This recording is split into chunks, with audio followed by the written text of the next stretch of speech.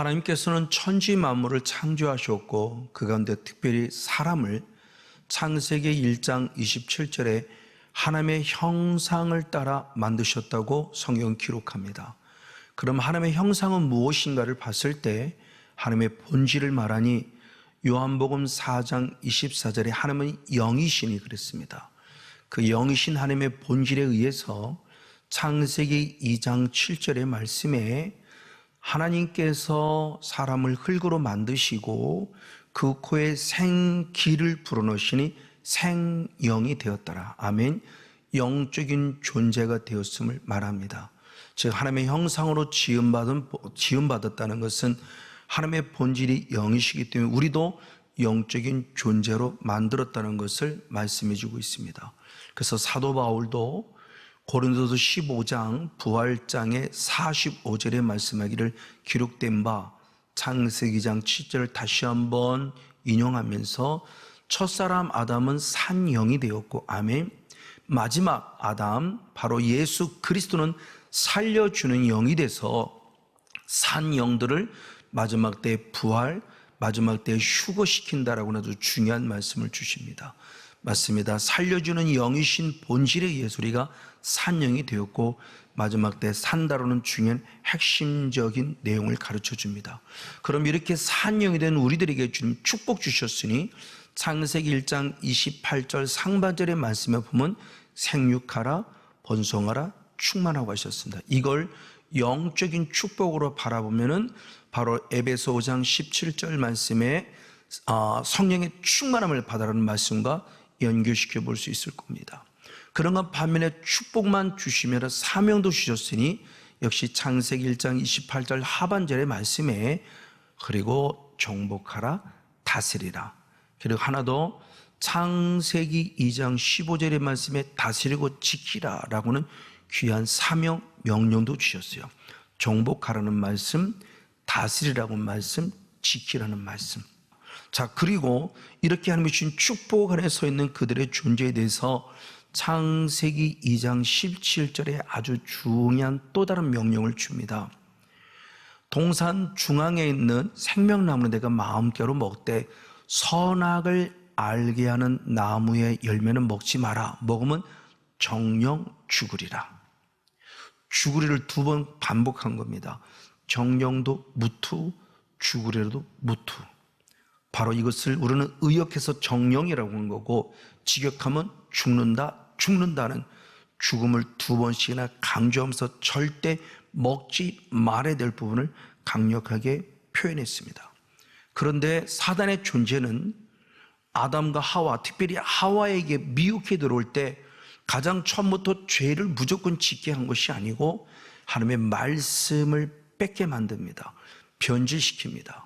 그럴 때 하와가 창세기 3장 3절의 말씀에 하나님께서는 말씀하시기를 만지지도 말라라는 말씀을 추가하고 정령 죽는다는 말씀을 죽을까 하노라로 추가시키면서 말씀을 변질시켜요. 그때는 사탄은 더 나아가 창세기 4장 4절의 말씀에 결코 죽지 아니라 역시 이렇게 말해요.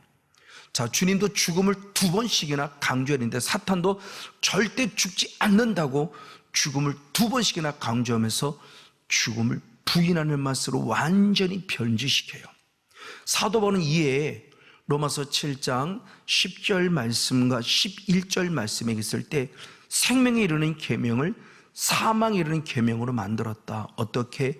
죄가 기회를 탔다 그래요. 그 죄는 단순히 행위적인 죄가 아니라 우리의 죄를 지게 만드는 죄성, 사단이 기회를 타서 결국 생명에 이르는 계명을 사망에 이르는 계명을 만들어 우리를 결국 속이고 죽이는 끔찍한 말씀이 되어버리게 만들었어요. 이게 사단입니다. 그래서 결국 말씀에 불순종하게 만들어서 죄를 범하게 하는 것이죠. 하나님의 자녀인 아담과 하와에게 상상할 수 없는 놀라운 일이 벌어졌으니 사단의 존재가 틈을 타고 들어와서 말씀을 변질시켰고 말씀을 완전히 빼앗아서 결국 불순종하는 죄를 범함으로 말미암아 에덴 동산에서 쫓겨나는 끔찍한 일을 당하는 것을 말씀 안에 살펴볼 수 있습니다. 그래서 결국은 창세기 3장 23절 24절에 말씀대로 쫓겨납니다. 이게 대단히 안타까운 부분이요. 근데 이런 일이 에덴 동산 때만이냐? 아닙니다. 예수님도 친히 말씀하셨으니 누가복음 8장 12절 말씀에 길가에 있다는 것은 말씀을 들은 자니, 아멘, 마귀가 와서 말씀을 빼앗았다. 왜? 구원 얻지 못하게 하려고요. 충격입니다. 구원받은 하나님의 백성들에게 말씀을 아담과 하와같이 뺏어서 결국은 구원을 뺏어가는 사탄의 존재의 모습을 확실하게 볼 수 있어요. 그리고 앞으로도 또 있어요. 자, 예수님도 말씀한 사도 바울도 2000전에 똑같은 말을 했고 앞으로도 있을 것에 대한 부분을 디모데전서 4장 1절의 말씀에 성령께서 밝히 말씀하시기를 후일에 마지막에 많은 사람 믿음에서 떠난다. 왜? 미혹하는 영과 귀신의 가르침을 따랐기 때문이다 라고 말씀하시면서 에덴 동산의 영성 안에 있었을 때도 구원받았는데 사단이라는 존재가 들어와서 하나님께 들은 말씀, 정령 죽는다는 들은 말씀을 빼앗아가고 죽을 까로 변질시키는데 나중에는 아니 절대 안 죽어로 말씀을 완전히 뒤바꿔서 사함에는 계명에 대해서 우리를 결국 죽이게 만드는 사단의 존재를 반드시는 유념 있게 봐야 된다. 그래서 처음부터 사탄이 죄짓게 하는 것이 아니라 말씀을 틈타고 들어와서 말씀을 변질시켜 말씀에 불순종하게 함으로 사단이 들어온다는 것을 분명히 눈여겨봐야 된다. 바로 이것을 통해서 우리의 길을 열어가신 주님을 찬양하는 모습으로 우리는 말씀을 생각해 볼 수 있어야만 합니다. 그래서 결국 구원을 얻었던 아담과 하와 구원을 빼앗기는 것이죠. 그래서 예수님께서도 누가복음 19장 10절 말씀할 때 인자가 온 곳은 잃어버린 자를 찾아 구원하러 오셨다고 그래요. 그 잃어버렸다는 것이 구원을 잃어버린 아폴림이 멸망한 자를 말합니다. 그리고 주님은 또 한 군데 말씀하기를 누가복음 5장 32절의 말씀에 그 잃어버린 자 누구냐? 죄인이다. 나는 죄인을 찾아 구원하러 어떻게 회개시켜서 라고는 모습으로 정확하게 우리에게 믿음의 본질이 무엇인가를 알려줘요. 그래서 예수님을 믿는다고 하는 것은 그냥 믿습니다가 앞서는 것이 아니라 마가복음 1장 15절의 말씀을 보면은 하나님의 나라가 가까웠다. 때가 찼다. 그러므로 주님이 강력하게 선포합니다. 회개하고 복음을 믿으라. 믿음이 분명히 필요한데 믿음의 전초적인 부분이 회개예요. 회개는 내가 죄인임을 인식하는 것을 말합니다. 바로 이런 부분을 통해서 주님께 주시는 영적 거룩한 메시지가 우리에게 무엇인가 알 수 있으니, 그리고 나서 요한복음 3장 16절에 내가 너를 사랑하여 독생자를 주었으니 너는 반드시 내 아들 예수를 믿으라. 그리하면 멸망치 않고 영생을 얻을 것에 대한 부분을 얘기해요. 자, 구원이 회복을 약속하는 겁니다. 이제서야 구원 얻는 것이 아니에요. 그걸 잘 설명한 대표인물이 바로 다윗입니다. 다윗은 하나님께 합한 자가 됐지만 반면에 어둠에 속아서 대단히 안타깝지만 음란의 죄를 범했고요. 음란의 죄를 숨기려고 살인죄까지 범했어요.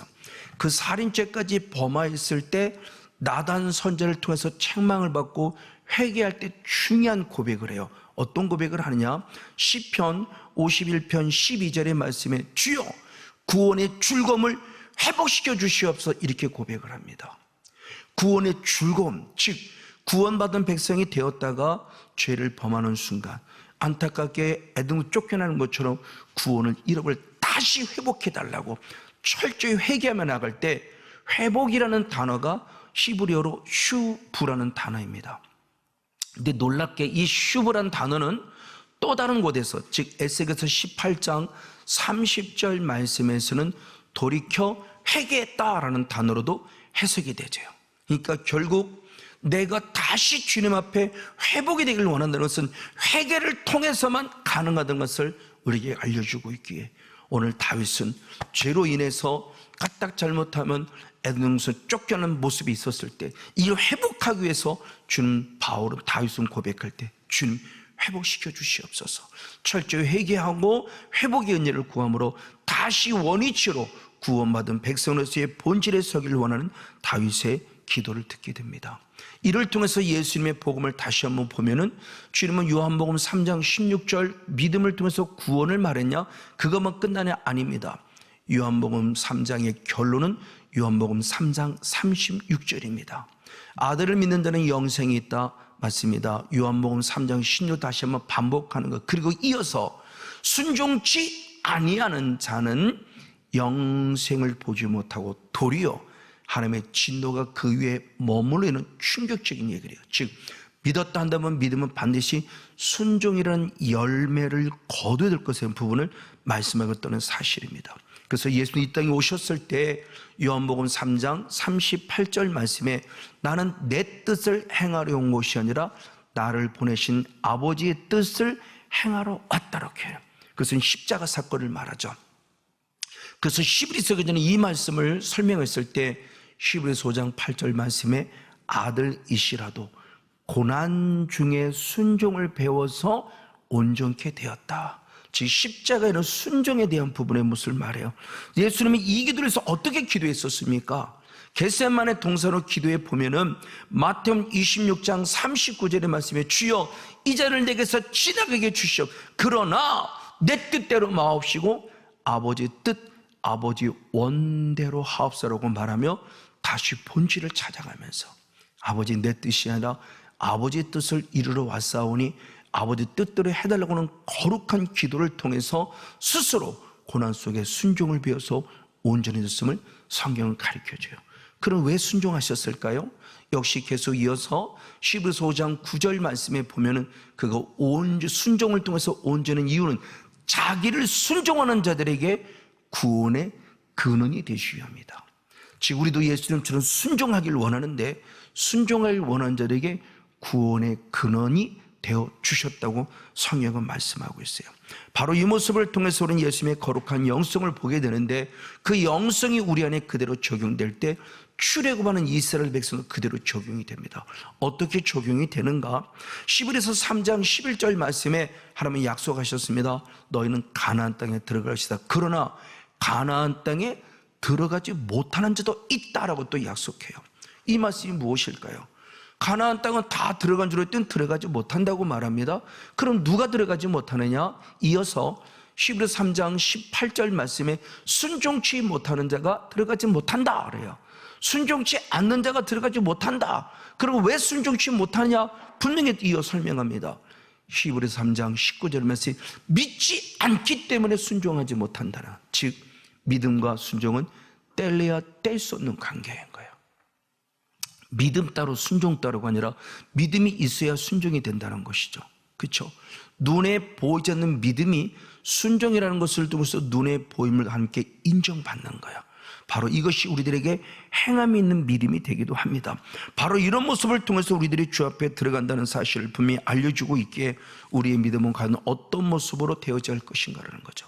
그래서 사도 바울도 로마서를 정리하면서 로마서 10장 17절 말씀에 믿음은 들음에서 나며 들음은 그리스도의 말씀으로 말미암으니라. 자, 믿음의 출발점은 들음이에요.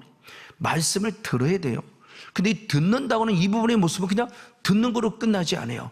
그걸 잘 설명하시 신명기 28장 1절 2절입니다.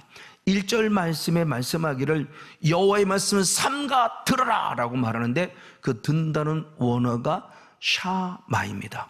근데 앞에 삼가도 샤마예요. 이건 강력하게 표현하는 겁니다. 주님의 요한복음 말씀할 때 진실로 말하는 것처럼 이건 진짜 들어야 되고 듣는다는 것을 두 번이나 강조해요. 그럼 들으면 결국은 뭐냐라는 겁니다. 어떤 열매가 있었는데 무슨 열매냐? 순종이라는 열매가 있어야 돼요.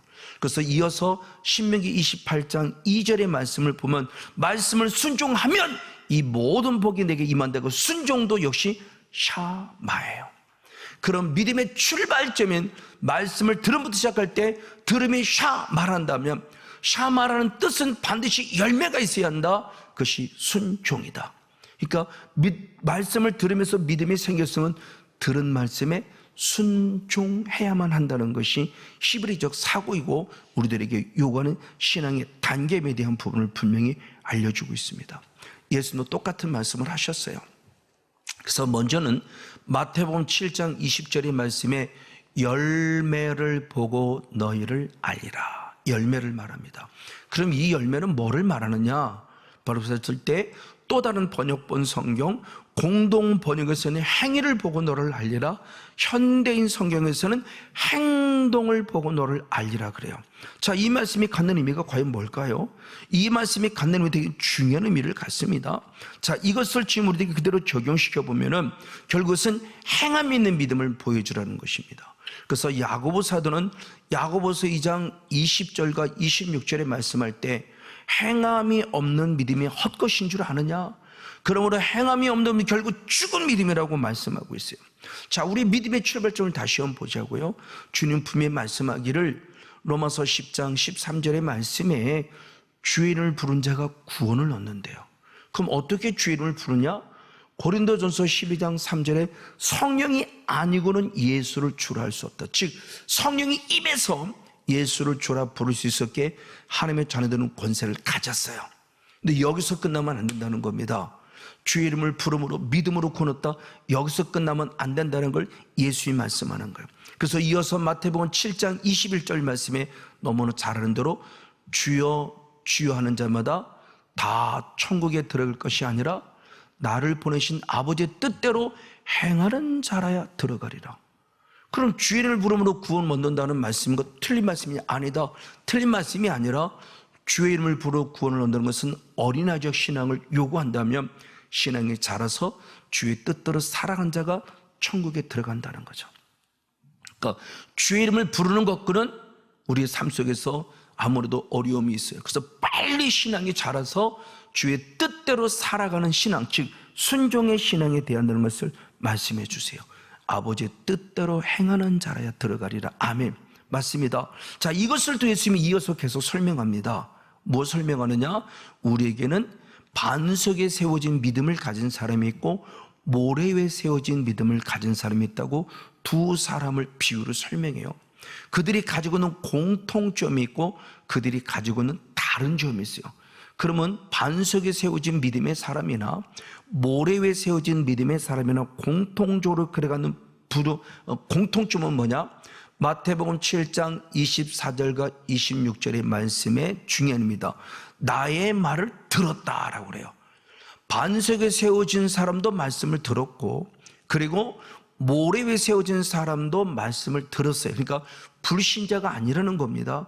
믿음은 들음에서 나니 그 들음 속에서 말씀해 주고 있는 거예요. 그러고 나서 보니까 또 다른 점이 있어요.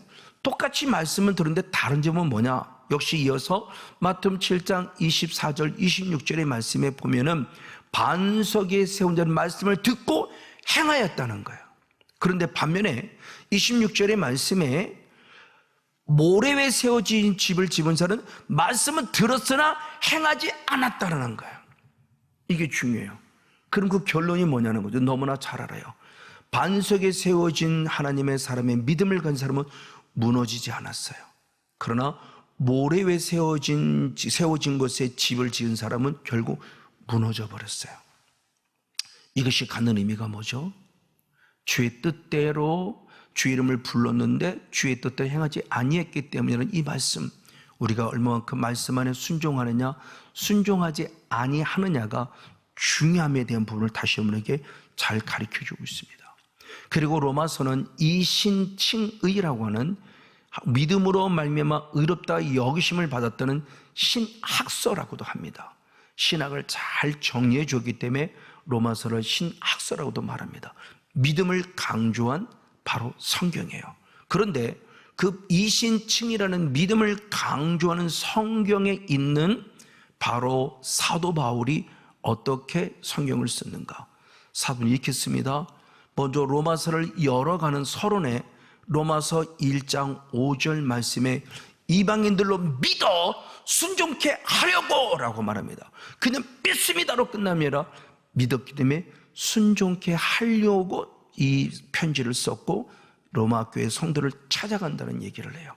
그리고 마지막 결론 로마서 16장 마지막 26절 마지막의 말씀에도 보면 하나님의 명을 쫓아 선자들의 글로 말미암아 모든 민족으로 믿어 순종케 하려고 알게 하신 비밀의 계시를 쫓아간다고 표현하면서 믿음에는 반드시 순종이 따라야 되는구나.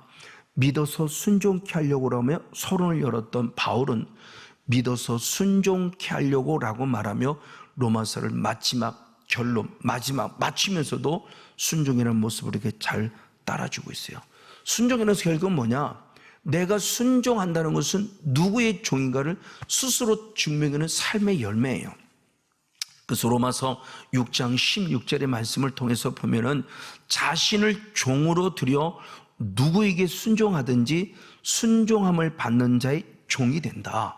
그래서 죄의 종이 된 자는 사망에 이르고 순종의 종이 된 자는 의에 이른다고 표현하면서 내가 누구에게 순종하느냐에 따라서 순종의 열매가 다르다는 것을 분명히 보여주고 있어요. 그런 대표적인 예로 야고보 사도는 이렇게 표현합니다. 야고보서 2장 19절의 말씀에 귀신도 하나님을 믿고 벌벌 떤다고 그래요. 우리도 하나님을 믿고 벌벌 떠는데 귀신도 하나님을 믿고 벌벌 떤다고 그래요. 그럼 귀신도 당연히 천국 가야 되는 거 아닙니까? 믿잖아요. 근데 왜 그들은 천국을 가지 못하죠? 우리는 너무나 잘 알아요. 그 100% 확실한 기준이 결국 뭐냐? 우리는 말씀에 순종하는 자들이고 그들은 말씀에 순종하지 않는 자들이에요. 안 믿었기 때문이 아닙니다. 믿음에도 불구하고 순종하지 않는 귀신은 결국 지옥 백성이고 믿었을 때 말씀에 순종한 자가 천국 백성이 된다는 사실을 분명히 가르쳐주고 있어요. 그럼 순종과 불순종의 차이가 뭐냐는 거죠. 특별히 불순종에 대해서 베드로 사도도 귀한 걸 얘기해요. 베드로 전서 4장 17절 말씀에 보면은 하나님의 집에서부터 심판이 시작이 되는데 복음을 순종치 아니하는 그 마지막이 어떠하겠냐? 하나님의 집에서 심판이 시작될 때 순종치 아니하는 자 그들의 마지막이 어떠하겠냐고 말하며 충격적인 말씀을 줍니다. 이에 다시 한 번 더 아까 요한복음을 한 번 더 확인해 본 요한복음 3장 36절에 아들을 믿는 자는 영생이 있고 순종치 아니하는 자는 영생을 보지 못하고 도리어 하나님의 진노, 심판이 있다고 말씀합니다. 자, 그런 대표적인 예가 오늘 우리는 사도 요한을 통해서 말씀을 봤을 때 요한에서 3장 12절의 말씀에 악이란 존재가 있어요. 그 악이 과연 무엇일까 했을 때 가인은 악한 자에게 속해서 악을 행하였다 그래요. 악한 자에게 속했던 악은 당연히 사단을 말합니다. 가인은 사탄에게 속했기 때문에 사탄의 성향에 따라 악을 행하였다. 아벨 동생을 죽인 대표적인 마귀의 자녀로 타락한 예표를 보여주는 가인의 모습을 봐요. 바로 이것을 가지고 고민한 자가 있으면 사도 바울이에요. 그럼 사도 바울은 어떻게 고민했는가? 오늘 내 인생이 왜 이렇게 곤고한가를 봤을 때 로마서 7장 21절에 한 영적 법칙을 발견하죠. 선을 행하기 원하는 내 안에 악이 함께 있었다는 거예요. 나는 의도하지 않았는데 그 악이 원죄라고는 본질적인 가인도 흐르는 아담으로부터 흐르는 그 죄의 모습이 있었고 또 하나 안타까운 모습은 바로 성경을 보면 3대 사다라는 모습과 내가 범한 자범죄는 합법적인 통도를 통해서 내게 악을 행하게 있었던 거죠. 그럼 어떻게 이기느냐? 바울은 로마서 8장 2절 말씀에 생명의 성령의 법으로 죄와 사망의 법과 싸워 이겼다고 그래요. 이것이 우리들이 함께 온전히 순종할 수 있는 계기가 돼요. 그래서 이 순종을 통해서 마지막 계시록 20장 12절 13절의 말씀에 주님 말씀할 때 백보자 심판이 있을 때 뭐느냐? 행위에 따른 심판을 약속해요. 행위에 따른 심판. 그래서 예수님도 똑같이 말씀했을 때 요한복음 5장 29절의 말씀에 선한 일을 행한 자는 생명의 부활로 악한 일을 행한 자는 심판의 부활로 나온다고 말해요. 그럼 우리들의 삶을 순종이라는 개념을 성경 전반적으로 보면 어떻게 표현할까? 충성이라는 단어로도 해석해 볼 수 있을 것이고 행함이라는 단어로도 충분히 해석해 볼 수 있을 것이고 헌신, 봉사 많은 것들을 해석할 수 있어요. 그럼 마지막 끝까지 우리 할 것은 결국 뭐냐는 겁니다. 그래서 요한계시록 2장 10절 말씀에 서머나 교회를 만났을 때 죽을 만한 고통이 10일 동안 올 것이다. 그때 죽도록 충성하라. 그러면 생명의 면류관을 받으리라. 아멘. 그럼 우리 예수님을 나의 구원자로 믿는 우리들은 이제 죽어도 주를 위하여 살아도 주를 위해 삶 속에 하나님의 거룩한 말씀에 순종하는 거룩한 충성을 통해서 반드시 죽도록 충성하여 생명의 멸류관을 공급받는 복된 주인공 우리 모두가 되어지기를 예수님의 이름으로 간절히 축복하고 축원을 드립니다.